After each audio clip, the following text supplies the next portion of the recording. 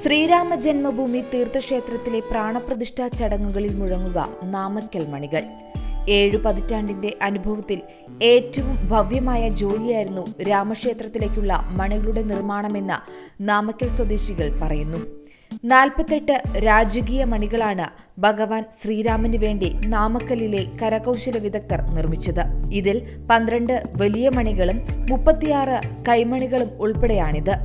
മൊത്തം 1200 കിലോഗ്രാം ഭാരമുള്ള ഈ മണികൾ കാളിദാസിന്റെ ഉടമസ്ഥതയിലുള്ള ശ്രീ ആണ്ടാൾ മോൾഡിംഗ് വർക്സിലെ 25 ശില്പികളിലൂടെ രൂപം കൊണ്ടവയാണ്. ബംഗളൂരു ആസ്ഥാനമായുള്ള വ്യവസായി രാജേന്ദ്ര നായിഡുവാണ് രാമക്ഷേത്രത്തിലേക്ക് ഈ മണികൾ നിർമ്മിച്ചിരിക്കുന്നത്. ചെമ്പ്, വെള്ളി, പിത്തള തുടങ്ങിയ ലോഹങ്ങൾ കൊണ്ടാണ് ഇവ നിർമ്മിച്ചിരിക്കുന്നത്. 70 കിലോ ഭാരമുള്ള 5 ക്ഷേത്രമണികളാണ് ഏറ്റവും പ്രധാനപ്പെട്ടത്. കൂടാതെ 60 കിലോഗ്രാം തൂക്കമുള്ള 6 25 കിലോഗ്രാം ഭാരമുള്ള 1 36 കൈമണികളുമാണ് നിർമ്മിച്ചത്. മണിനിർമ്മാണത്തിൽ നിന്നും ഇരുമ്പ് പൂർണ്ണമായും ഒഴിവാക്കിയിട്ടുണ്ട്. മലേഷ്യ, സിംഗപ്പൂർ, ലണ്ടൻ തുടങ്ങിയ ഇടങ്ങളിലൊക്കെ ഖ്യാതി നേടിയ നിർമ്മാണ വൈദഗ്ധ്യമാണ് നാമക്കൽ മണികളുടേത്. പൂർത്തിയായ മണികൾ നാമക്കൽ ആഞ്ജനേയ ക്ഷേത്രത്തിൽ പൂജിച്ചു.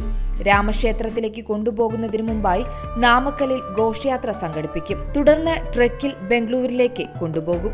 News desk C Malayalam news. ഏറ്റവും പുതിയ വാർത്തകളും വിശേഷങ്ങളും വിരൽ തുമ്പിലറിയാൻ സി മലയാളം ന്യൂസ് എല്ലാ ഡിജിറ്റൽ പ്ലാറ്റ്ഫോമുകളിലും ലഭ്യം.